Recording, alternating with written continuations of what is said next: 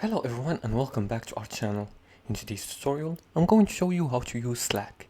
New to Slack, it's one of the most powerful tools for team communication and collaboration. Now in this video tutorial, I'll show you how to use Slack from sending messages to using channels like a pro.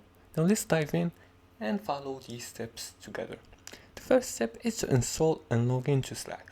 And to do that, on your mobile phone or your iOS device, go to Play Store or App Store, depending on which device you're using, and search for Slack. Once you find the application, click on install, and once it's installed, click on open. Now after you open, make sure you log in using your account's credentials. As you already see, I'm already logged in, but if you want to create a new account, you can use your Google account to do so. Now after you sign into your workspace using your email or invite link, the second step is to understand Slack's layout. Now the left sidebar is for channels and DMs. The middle panel, which is the main chat area, and the right sidebar is for the threads or selected files and messages. The third step is to join or create a channel. Channels are where teams chat about specific topics.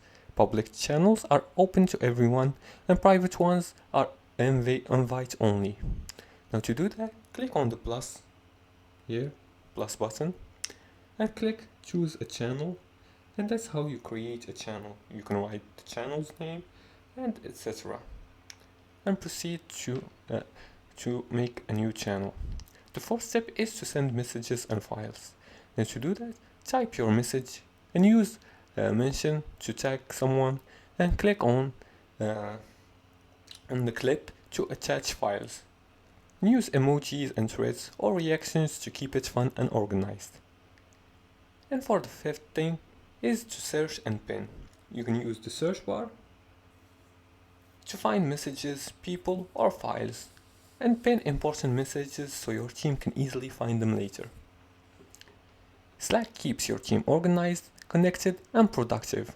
Once you get the hang of channels and threads, you'll wonder how you never worked without it.